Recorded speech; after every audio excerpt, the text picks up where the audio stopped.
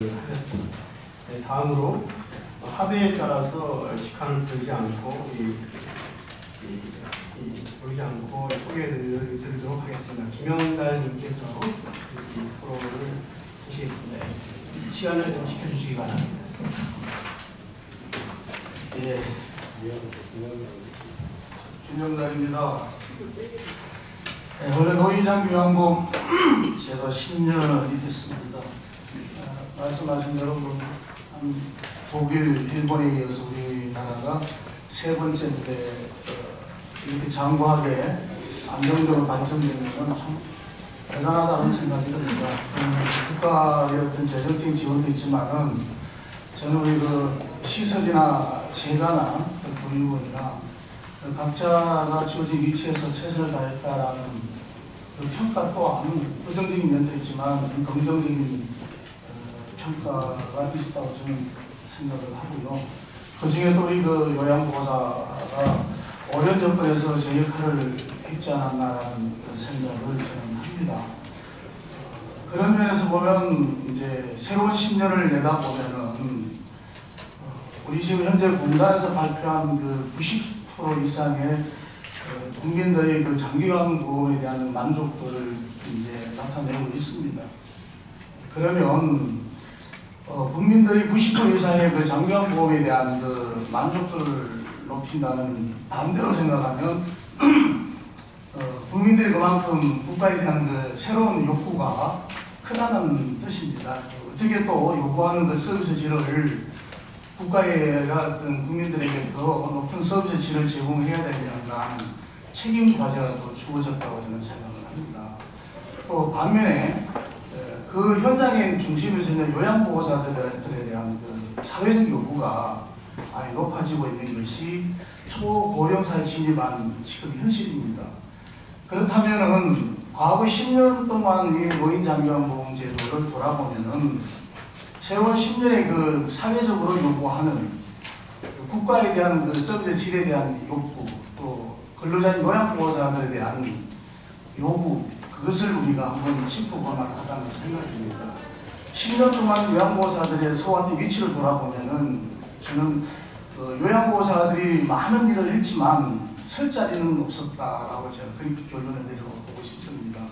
기대고 의지하고 실제적으로 요양보호사분들이 자기 자리를 찾아갈 만한 곳이 없었다.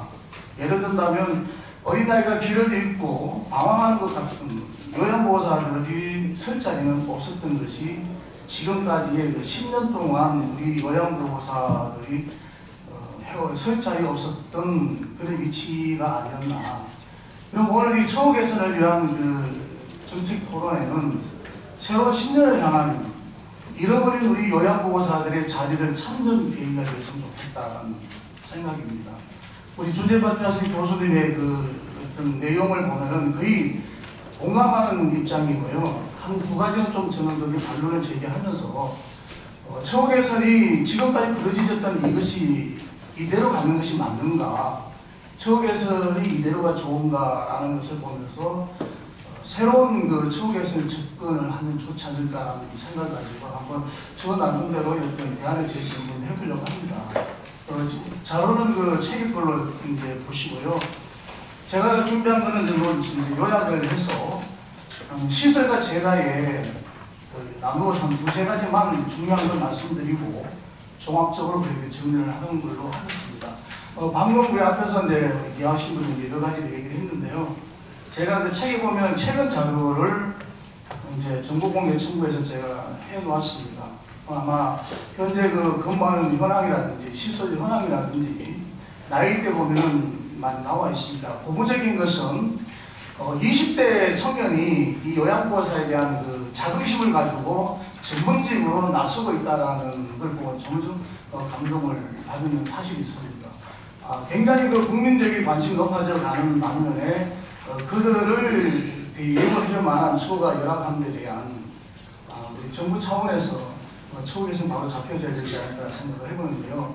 먼저 시설 같은 경우는 제일 먼저 인건 비리에 대해서 먼저 좀 언급을 한번 해보고 싶습니다. 지금 이제 시설 같은 경우는 노인복지법에 따른 임금 가이드라인이 아마 적용을 하고 있습니다. 노인복지시설이나 의료시설 같은 경우는. 그런데 한 시설에 근무하는 요양보호사는 거기에 그 임금비 그 가이드라인에 적용을 받지 않고 있습니다. 예를 들어 한 가족이 저녁 식사를 하는데 요양보호사는 마치 거기에 어디 외인이 와 있는 것처럼 좀 던져주는 하나의 무엇인가 얻어먹는 것처럼 왕따이죠, 왕따. 모든 가족들은 거기에 같이 한 상에 밥을 먹는데 요양보호사는 거기 비켜져 있으면 얼마나 서럽습니까? 다른 분들은 그 직분에 따라서 호봉이 다 정리되어 있고 거기에 각종 수당이 다 받고 있는데 요양보호사는 거기 빠져 있어서 별도로 던져주는 시급제를 받고 있습니다. 그러니 급여가 높아지지 않을 뿐더러 처절한 그 서름을 받는 거잖아요. 왜 같은 시설에 근무를 하면서도 요양보호사가 거기에서 왕따를 당하듯 급여 비율을 못 받느냐 이거죠. 그래서 저도 요양보호사도 직급분이 만들어져야 된다는 거죠. 직분이. 간병사와의 병합이 되어 있는 요양보호사에 대한 직급분이 별도로 나와 있고 거기에도 요양보호사라는 항목이 정확하게 찍혀서 적던 만큼 최저임금과 노인복지법에 따른 임금비는 분명히 달라요. 적더라도 노인복지시설에 근무하는 요양보호사들도 정확한 그 임금 가이드라인에 적용을 받게 해달라는 겁니다. 거기에다 호봉수가 정해지고 거기에 따른 다양한 종사자, 다양한 그 수당을 받도록 해달라는 겁니다. 그래서 근무하는 그 시설 똑같이 사회복지사, 기사, 사무원, 요양보호사 이렇게 급여를 받도록 해주고 1년, 2년 지나면 적지만 거기다 호봉에 따라 월급도 올라가고 그렇게 해주고서 요양보호사가 소외당하지 않는 그러한 임금 가이드라인에 적용받는 요양보호사가 될 수 있도록 먼저 시설에도 지급분을 분류해서 호봉수를 정해달라는 임금 가이드 적용받게 해달라. 그래 하려면 두 번째, 저는 우리 교수님 아까 우리 그 장기 건축자에 대한 그 종사자 수당에 대해 아까 얼마 그죠? 10만 원 이렇게 지급을 하면 저는 그게 별 의미 없다고 반박을 하고 싶습니다. 왜 그러냐면 요양보호사의 직업이라는 것은 본인과의 관계없이 언제든지 그만둬야 될 상황에 놓여 있습니다. 예를 들면 환자가 병원에 입원을 한다든가 사망을 한다든가 그렇게 되면 요양보호사는 바로 직업을 잃게 됩니다. 그만둬야 된다는 거죠. 제가 표에 보면은 37만 명이 근무하는데 요양보호사의 장 5년 이상 근무자가 6만 명밖에 안 됩니다. 때로는 대상자의 변심, 마음이 변하면 또 그만둬야 됩니다. 왜 법이 그렇게 되어 있는 거죠? 대상자 위주로. 그래서 늘 요양보호사는 출근할 때마다 고용의 불안을 안고 출근합니다. 오늘 가면은 언제 오지 말라 할지 모르니까요. 그게 요양보호사의 재가에는 고용의 불안입니다. 그래서 요양보호사도 고용이 안정이 되려면 이 종사자 수당이라는 의미가 없다는 거예요. 왜? 경력 인정이 그만큼 의미가 없다는 거예요. 경력 인정이 안 되면. 그래서 요양보호사에게도 경력 인정제를 도입을 해달라는 거예요. 그게 5년, 7년의 장기 근속 종사자 수당보다는 더 안정적이라는 거죠. 그래야 1년, 2년이 되면 적더라도 경력 인정해줘야 내가 급여가 올라가고 내가 옆에 가더라도 그대로 경력 인정된 급여가 되는데 지금 노인복지시설에 근무하는 분들은 다 경력 인정이 돼요. 그런데 지금 요양시설은 노인복지시설에 적용을 받잖아요. 근데 노인복지시설에 적용을 받는 이 시설에 근무하는 요양보호사는 다른 똑같은 노인복지시설에 가면 경력 인정이 안 되는 거예요.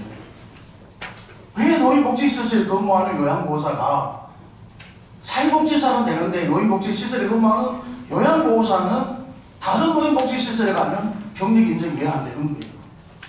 이 제도의 문제가 있는 거잖아요. 그걸 인정해달라는 거예요. 여기에 요양보호사 시설에 근무하는 요양보호사가 다른 요양시설에 가면 경력이 인정되고 급여가 적용될 수 있게 해줘야 되는 거예요. 저는 그게 진정한 요양보호사의 처우에서 해주는 거라고. 그래야 급여가 차등이 안 생기는 거잖아요. 일괄적으로 가는 것입니다. 종사자 수당 10만, 20만 원 받는 거 아닙니까? 그 시설에서 오래 근무 외에는 다른 데 가면 의미가 없는 거잖아요. 그래서 제가 교수님이 얘기했던 종사자 수당에 의미가 없다는 말씀 드리고 싶습니다. 그 다음 재가는 어떻습니까?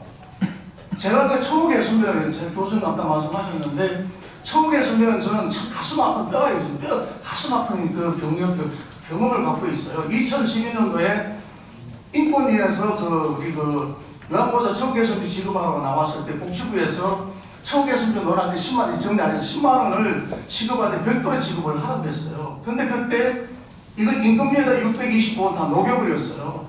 한 달 때 5만 원 정도였는데 그때 어르신들의 시간을 5시간 줄여버린 거예요. 그때 제가 기자를 인터뷰할 때 떳떳하지 못한 처우개선비 반납하자고 그랬어요. 결국 요양보호사 받는 처우개선비라는 게 내가 서비스 제공하는 어르신의 5시간을 빼앗은 격이 되어버린 거예요. 저는 처우개선비는 받더라 떳떳하게 받아야 되고 떳떳하게 좀 우리가 신분이 돼야 되지. 지금 처우개선비 5만 원을 처음에 다시 올라가는 건 받으면 떳떳하게 받아야지. 10만 원 주더라도 5만 원 주더라도 종사자 수당에서 직접 손해줘야 내가 받는 사람도 떳떳하게 국가로부터 받는 기분을 받아야 되는데 지금 받더라도 떳떳하지 않는 거예요. 매일 받으려면 사업주와 싸워야 되고. 저는 그래서 제안하고 싶은 게 처우개선비를 주려면 10만 원 준다 하더라도 국가 별도로 지급해서 요양보호사 떳떳하게 받는다는 기분을 받아야 되고, 그게 안 되면은 호봉제 급여를 해서라도 그게 녹여서라도 정말 요양보호사 이거 정말 우리가 대우를 받는 거라는 마음으로 받아야 처우개선비지. 지금 처우개선비는 죽여주는데 내가 떳떳하지 못하다는 거예요.